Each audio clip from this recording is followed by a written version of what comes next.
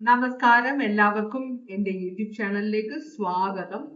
നമ്മൾ ഇന്ന് നോക്കാൻ പോകുന്നത് നിങ്ങളുടെ വ്യക്തിക്ക് നിങ്ങളോട് ശരിക്കുമുള്ള ഫീലിങ്സ് എന്താണെന്നാണ് നോക്കുന്നത്. ജനറൽ റീഡിംഗ് ആണ്. എത്രത്തോളം റെസനേറ്റ് ചെയ്താലും ഇത് കണ്ടിട്ട് നിങ്ങൾ ഡിസിഷൻ ഒന്നും എടുക്കരുത് കേട്ടോ. അപ്പോൾ നിങ്ങളുടെ വ്യക്തിക്ക് നിങ്ങളോട് ശരിക്കുമുള്ള ഫീലിങ്സ് എന്താണ്?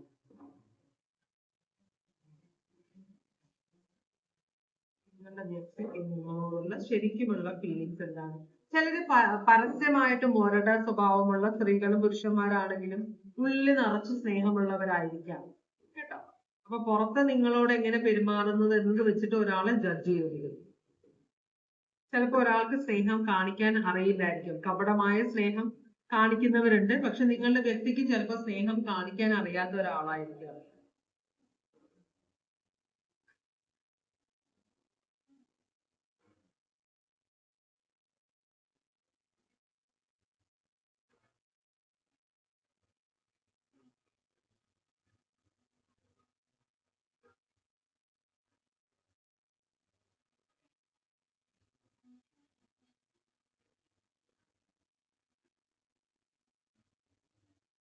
നിങ്ങളുടെ വ്യക്തിക്ക് തേർഡ് പാർട്ടി കണക്ഷൻ എന്തെങ്കിലും ഉണ്ടായത് ആളാണോ?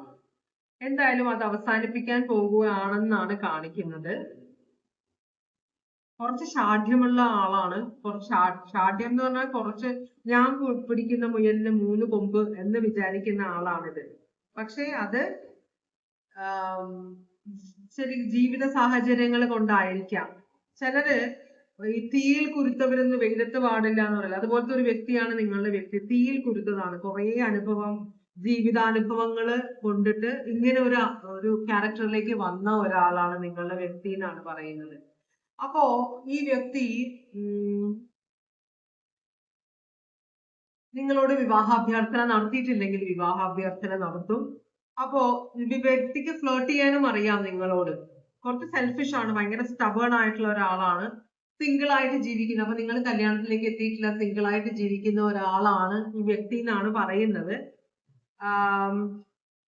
അപ്പോ ചിലർക്ക് സിംഗിൾ ജീവിതം ഇഷ്ടമുള്ള ആളുകളുണ്ട്. അങ്ങനെ സിംഗിൾ ആയിട്ട് ജീവിച്ചുകൊണ്ടിരിക്കുമ്പോഴാണ് അവര് അബദ്ധത്തിൽ ചാടുന്നത്. ചില സ്നേഹബന്ധത്തിൽ പെടുന്നത് അവര് വിചാരിക്കാതിരിക്കുന്ന സമയത്തായിരിക്കും. എനിക്ക് ഒറ്റയ്ക്ക് ജീവിക്കണ ഇഷ്ടം എന്ന് പറഞ്ഞ് അവസാനം ഒരു റിലേഷൻഷിപ്പിൽ ചെന്ന് കയറും. അവര് വിചാരിക്കാതെ ആ റിലേഷൻഷിപ്പിനെ അവർ പലതരത്തിൽ ഒഴിവാക്കാൻ ശ്രമിക്കും.